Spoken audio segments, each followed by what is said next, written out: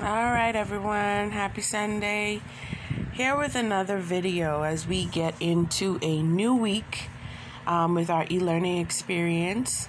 And I know a lot of you would like to go live with your students. So as you can see, I have some more apps on my homepage. All right.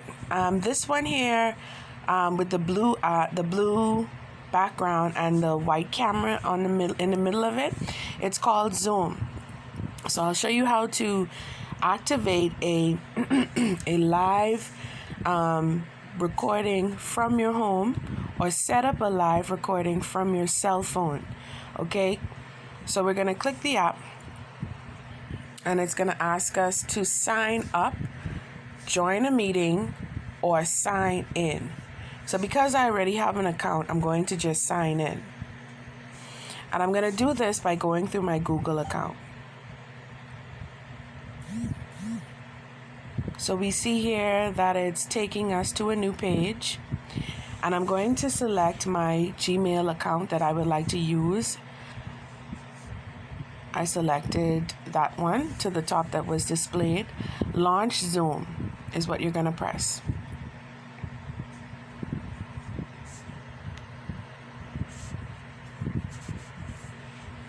All right, so we're connected.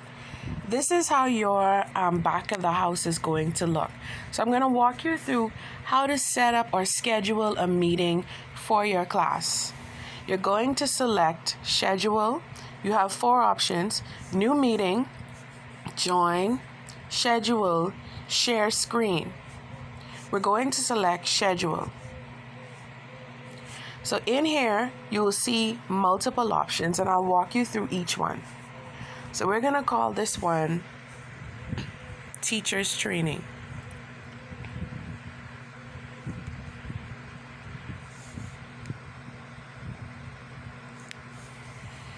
We're going to select a date to be today. Let me just make sure. Yes, it is the 22nd. We're going to select a time. And we're going to say, because it's already 12, we're going to say at 5 p.m. Set it to 6 p.m.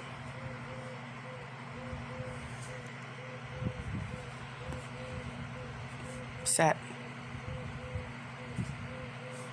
As you can see, it says your Zoom basic plan has a 40-minute time limit on meetings with 3 or more participants. All right? So what we'll do is we'll reset our time.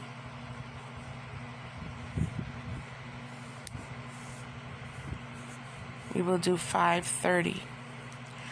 So another good point is Zoom has a set time for their free option, and you're only going to get 40 minutes to teach your lesson and have students ask questions, which is about the same amount of time that we use basically in the classroom.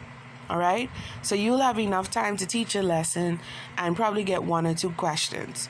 You can always resend the link and have students come back on the same link that you would have set if you're not done. All right, so always remember to set your time to Eastern time, because we are in the Eastern hemisphere. Do you want to repeat this option? My suggestion is to not repeat it, because you may decide to change up your time for your classes. Just leave it as is. Do not use your personal meeting ID. It's not necessary. You also do not need to put in a password, so let's unselect that. Look to the bottom where it says Advanced Options. Let's press that down. I want to walk you through this because this is very important.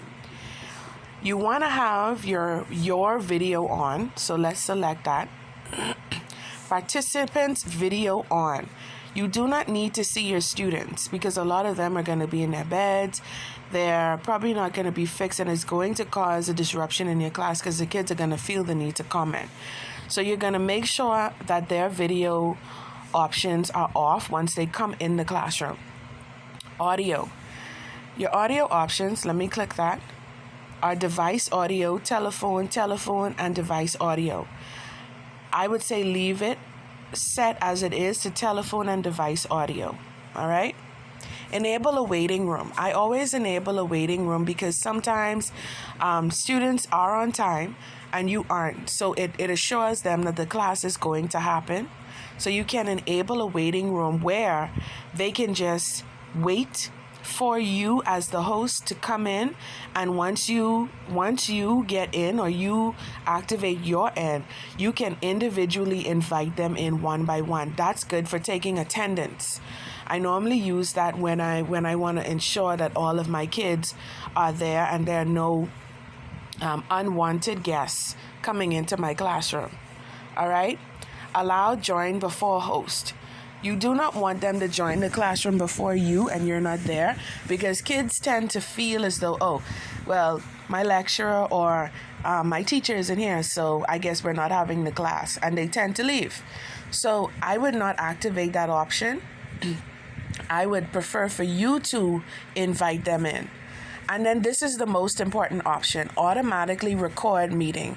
You want to click that button there and ensure that it's automatically recorded. Now, where is it going to be saved? You have multiple options. If you do this on the computer, it's going to save to wherever. If you click it, it's going to save to whatever file you would like for it to be saved to. All right, be sure that you remember which file you're saving this to, because that's very important. Okay, and it's going to add this to your Google Calendar. Now, the good thing about it is with the Google Classroom, the kids automatically have a calendar. So once you enable your calendar, it's going to activate on their calendar as well when you invite them. All right? So now we're going to click done. So it's setting up our meeting. Allow Zoom to access my calendar. Yes. Go to my Gmail.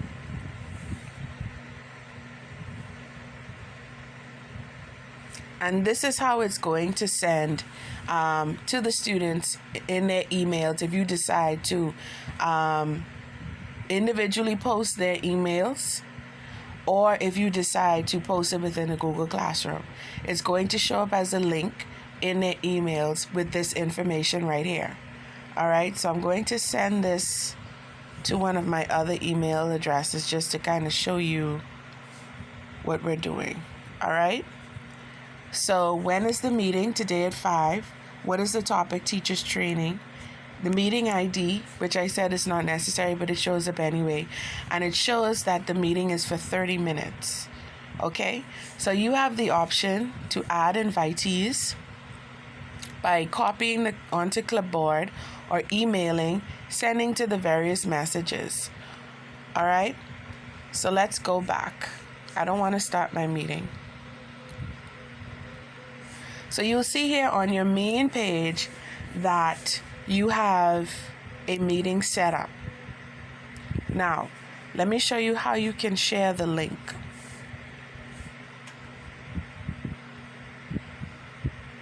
So I'll do that on another video because this one is already 8 minutes long and I don't want it to be long and drawn out. All right?